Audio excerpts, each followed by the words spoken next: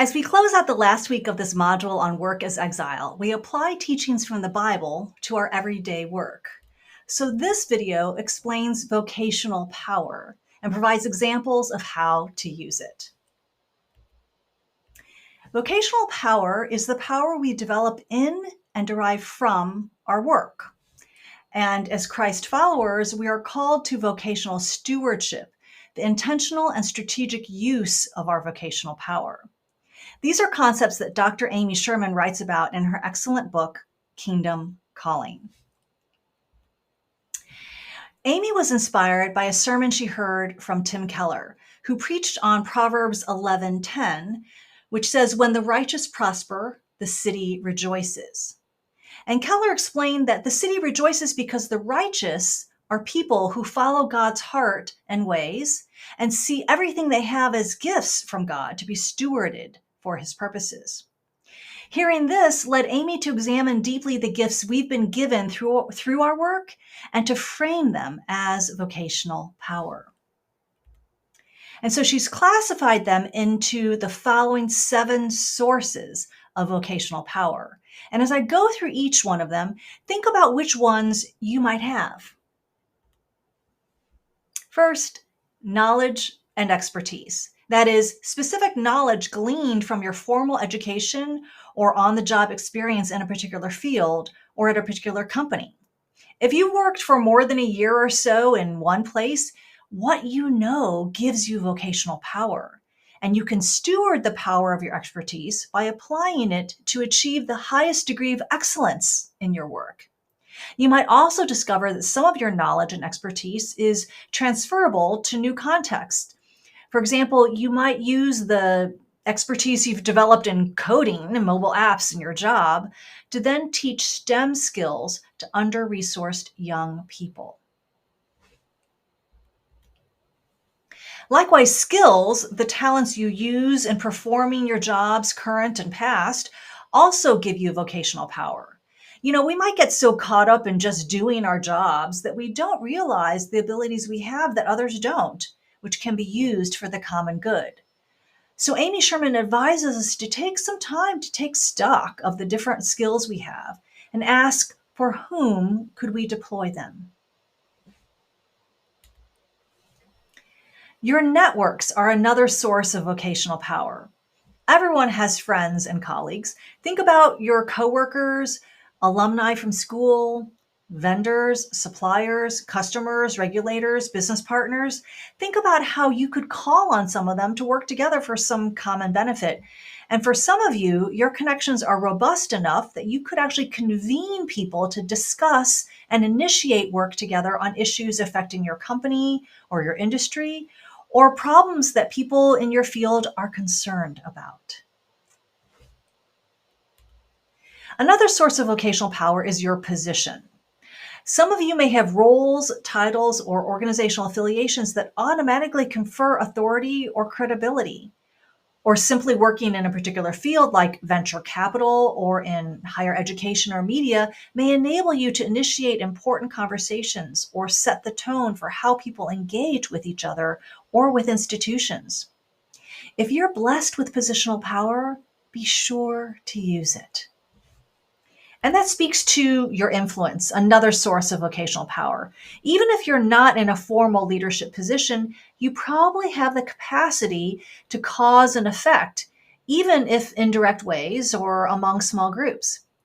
I've often found that the people who wield the most influence in a company are not necessarily those at the top of the org chart. Rather, they're people who intentionally form meaningful relationships with the people around them, and people who prove to be trustworthy and others-oriented. So anyone can cultivate influence as a vocational power. Some of you might have a platform, a specific way to get a message out or to shine the spotlight on an issue, cause, person, place, or organization. There may have been a time when platforms were the purview of a few, but these days, all it takes is a robust social media account or an outlet for your content like Substack or Reddit. The question is whether or not you're stewarding your platform faithfully. And a few of you might even derive vocational power from your reputation or fame. You might enjoy some recognition in your field that gives you unique access to power brokers, or you yourself might have the capacity to mobilize a large following or direct wide scale attention to a particular issue or cause. So, those are the 7 sources of vocational power that Dr. Amy Sherman identified: knowledge and expertise, skills, networks, position, influence, platform, reputation, or fame. Take a moment to inventory the vocational power you have or you could develop. Now, you might also be wondering about the potential misuse of vocational power, and that is certainly a risk, especially for people who are highly gifted and have high capacity, which I'm guessing describes many of you. That's why Amy advises that we must cultivate proper character and imitate God's way of stewarding power. She encourages servanthood, responsibility, courage, and humility. First, servanthood. Servanthood meaning seeing our work is primarily about serving others. And responsibility meaning intentionally looking for the brokenness in this world, allowing ourselves to be implicated by what we see, as Dr. Stephen Garber would say, and responding as you discern. We also might need to develop courage to take on God's purposes, which often seem beyond our ability, and humility to be compassionate, patient, and submitted to God's will and His way of managing power, which is to share it and to empower others to use their power. In Kingdom Calling, Amy shares an example of what vocational stewardship looks like by introducing us to Perry Bigelow. Perry was the founder of Bigelow Homes, a residential home building company in suburban Chicago. Because Perry had the deep desire to please and honor God in and through his work, he stewarded his vocational power on 3 dimensions. The first was using the power of his position in the way he chose to run his company and lead his employees. He emphasized personal integrity and enforced strict ethics in what the Bigelow Homes firm expected of itself and its employees. He also imitated Jesus' servant leadership, using a consensual management style, emphasizing interdependence and collaboration, and deliberately hiring colleagues who possessed skills that he himself lacked. Perry also used his vocational power of skills, knowledge, and expertise to direct his company to be creative and maybe even countercultural in its product development. For example, to push back on the trend of individualism and isolation he saw, his team designed their developments to promote community and connectedness. They built their homes with large front porches and streets with extra wide sidewalks, and built in multiple common spaces to facilitate spontaneous interaction. And Perry used his vocational influence to promote economic justice. He ensured his company partnered with nonprofits to provide quality, energy-efficient housing for low-income working people. His firm also followed in an unconventional model of planning neighborhoods in which they built homes across a range of price points, thereby creating demographic diversity within a single community.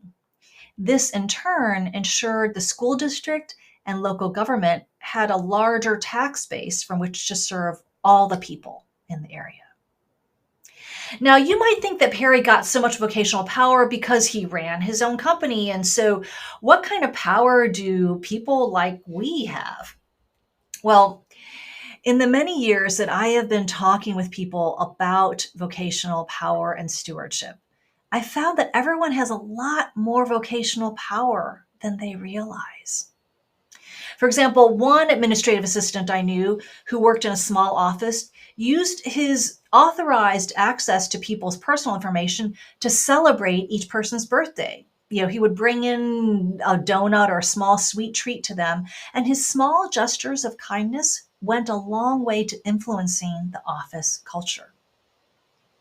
Another friend of mine is a natural convener, one of those people who's always bringing people together and inviting folks to do things. So she decided to start a lunchtime prayer meeting at her company. At first, only one or two people came, but as word got out that she was providing a safe, peaceful, and fun place for her coworkers to gather and share with each other, the gathering grew and is now an influential group within the company's employee resource network.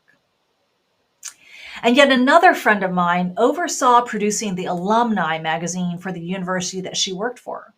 So she used that platform to tell stories of alumni who were promoting human flourishing instead of simply focusing on alumni's professional achievements and accolades. She also ensured the magazine regularly highlighted social justice issues affecting the local community where the university was located. These are just a few examples of the many ways people have stewarded their vocational power for the common good. I want to draw your attention to how vocational stewardship is not only about how we do our work, but what kind of work we do. And this is important because integrating your faith and work is often reduced only to the how. Ken Myers of Mars Hill Radio explains this by saying that we should seek to be more than adverbial Christians. He says, I believe that one of the many reasons why Christianity makes less and less of a difference in the events of our society is that Christians have accepted a dualistic understanding of how Christianity is to be received. He goes on, we assume that science and politics and economics and the unfolding of history will supply us with all the nouns and verbs of life. That is, with the basic categories of understanding who we are and what we should be doing. And we assume that Christianity supplies a set of upbeat adverbs. And his list of adverbs includes like joyfully and hopefully, graciously, patiently, sincerely. He concludes, what I'm insisting is that Christianity, rightly understood, has a great claim on the important nouns and the verbs as well. He's saying that we need to do the kind of work that impacts culture and society and life. And this is a critical but perhaps overlooked aspect of vocational stewardship. So our opportunity is to steward our vocational power to do good work well. We've covered a lot in this module on work as exile. We started by understanding our identity as Christians in the world, using the biblical theme of the exile as a framework. We studied Daniel to dig into allegiance and integrity, and 1 Peter to examine living as exiles. And this week, we looked at Jeremiah to learn about the common good. We explored justice in the workplace, and we wrapped up with vocational power and the ways to steward our power well.